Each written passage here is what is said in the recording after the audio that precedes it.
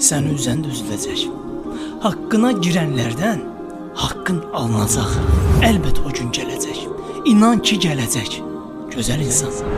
İndi xoşbəxt gəzdiklərinə baxma. Allah Taala anidən.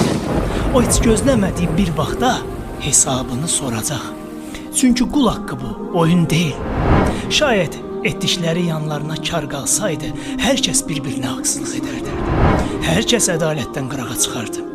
Amma həmd olsun Allah Taala'nın ədalətindən qaçmaq olmaz. Və mən bunu ürəkdən inanıram. Sən üzülmə gözəl insan, kədərlənmə. Allah bizimlə həmd olsun. Vallahi pislik edən bəlasını tapacaq. Vəssalam.